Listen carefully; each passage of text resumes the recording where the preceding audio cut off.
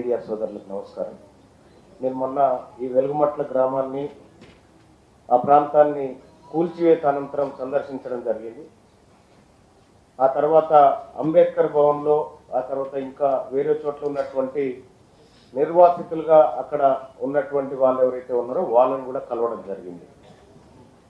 ఈ కార్యక్రమం అయిపోయిన తర్వాత అందులో చాలామంది బాధలు, వాళ్ళ గాథలు విన్నాను. కొంతమంది ప్రభుత్వం తప్పు చేస్తుందని, కొంతమంది నాయకులు తప్పు చేస్తున్నారని, ఇంకొంతమంది మాకు అన్యాయం జరిగిపోయింది, కారకులు ఎవరో మాకు తెలియదు అనేటువంటి మాట మాట్లాడారు. ఈ కన్ఫ్యూజన్ అన్నిటితోటి ఇక్కడ కార్యక్రమం అయిపోయింది. కలెక్టర్ గారికి ఒక రిప్రజెంటేషన్ ఇస్తూ అందులో నేను ఒక పాయింట్ మెన్షన్ చేసిన, నాకు అర్థమైన కాడికి ఇది ఒక ముఠా నడుస్తూ ఉంది. ఇక్కడ ఈ భూమాఫియా ఒక ముఠా నడుస్తూ ఉంది. ఈ ముఠా పైన పీడీ యాక్ట్ నమోదు చేసి చర్యలు తీసుకోండి అని చెప్పడం జరిగింది ఆ రిప్రజెంటేషన్లో. సేమ్ టైం అక్కడ బాధితులతో మాట్లాడొచ్చి వాళ్ళకు కూడా ఒక ప్రజాప్రతినిధిగా భరోసా ఇచ్చి, అమ్మ మీ భూములు ఎక్కడికి పోవు, ప్రభుత్వంతో మేము సీరియస్గా ఫైట్ చేయడానికి సిద్ధంగా ఉన్నాం, మీ భూములు మీకు ఇస్తామని ఆ రోజు వాళ్ళందరికీ కూడా చెప్పడం జరిగింది. అదేవిధంగా ప్రభుత్వానికి రిప్రజెంట్ చేస్తాం. తీరా ఈ కార్యక్రమం అయిపోయింది, భోజనం చేద్దామని ఇక్కడ రామాయణం దగ్గర నేను మా జానయ్య గారు అందరం కలిసిపోయాం. పోతే ఇక కళ్ళకు నీళ్ళు వచ్చినాయి. మంత్రి గారు, ఒక మహిళ అక్కడ వాచ్మెన్గా పనిచేస్తూ ఉంది. వాళ్ళ కొడుకు అంటే ఆయన మానసికంగా వికలాంగుడైనాడు, నిలబడలేకపోతున్నాడు. ఆ చెట్టు కింద మేము భోజనం ఏర్పాటు చేసుకొని తింటుంటే, సార్ మీరు అక్కడికే వచ్చినా సార్ అంటే అవునని చెప్పిన. సార్ నా దగ్గర ₹1,00,000 వసూలు చేశారు సార్ అని. ఎవరంటే ఆ పేరు ఇగో, ఆయన పేరు ఎవరు, ముడిగ రామయ్య అనట. ముడిగ రామయ్య అంటే ఆయన ₹1,00,000 వసూలు చేసింది సార్, మోదుగు శైలజ దగ్గర వసూలు చేసింది సార్. పాపం ఆ తల్లి ఆ కొడుకు వైద్యం చేయించుకోలేని స్థితిలో అక్కడో ఇక్కడో కాల్లో వీళ్ళో పడి ఆ డబ్బులు తీసుకొచ్చుకొని కట్టుకుంటే, ఆయన ఏం చేశారంటే ఈ ముఠాలోని సభ్యులు మీరు రేకులు తెచ్చుకోండి, రేపే అలాట్ చేస్తున్నామని చెప్పి రేకులు ఆడేస్తే అలాట్మెంట్ పక్కకు పెడితే అధికారులు వచ్చి ఆ ఉన్నాయి కూడా కొడితే ఆ రేకులు కూడా పగిలిపోయాయి.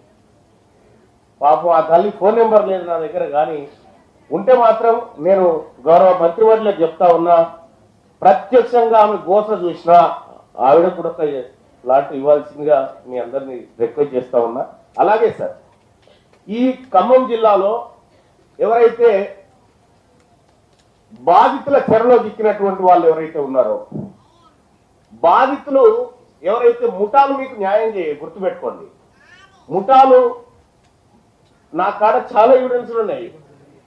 ఎవరెవరు ఎంత డబ్బులు కట్టారు ఏం కథ అనేటువంటి ఎవిడెన్స్లు నా దగ్గర చాలా ఉన్నాయి. చూసిన తర్వాత నేను క్లియర్గా అనుకున్న, ప్రజల్ని మోసం చేసేటువంటి ఒక అసాంఘిక శక్తులు ఇక్కడ ఉన్నాయి, వాటి భరతం పట్టాలని చెప్పి గౌరవ కలెక్టర్ గారికి కూడా నేను రిప్రజెంటేషన్ ఇచ్చిపోయినా.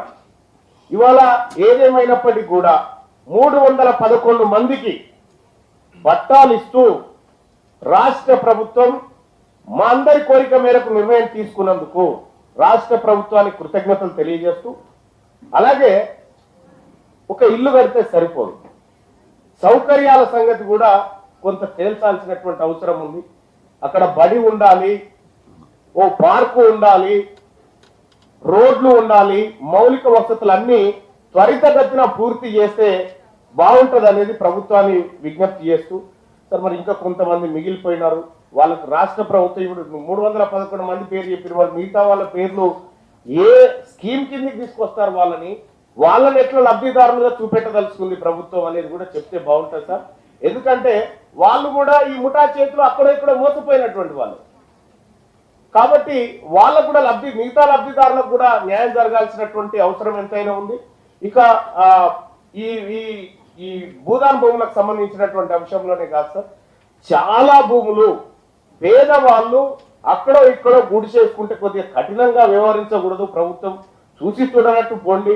ఇప్పుడు అక్కడ గుడిసో ఇల్లు సిమెంటో కూలగొడితే ఆ నష్టం అయిపోయా, ప్లస్ ఇప్పుడు మళ్ళీ ఇందిరా మిల్ల కింద 5 లక్షల రూపాయలతో అక్కడ ఇల్లు పూర్తి కాదు. మంత్రి గారు దయచేసి దీన్ని స్పెషల్ కేసు కింద పరిగణించైనా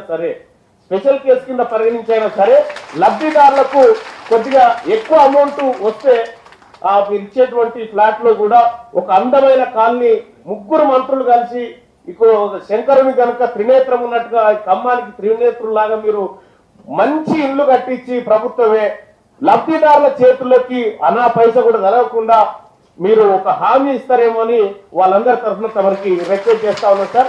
లబ్ధిదారులారా, ఆ రోజు మీ దగ్గరకు వచ్చి మీ అందరికి దండం పెట్టి చెప్పినాం మీ భూములు ఎక్కడికి పోవాలి.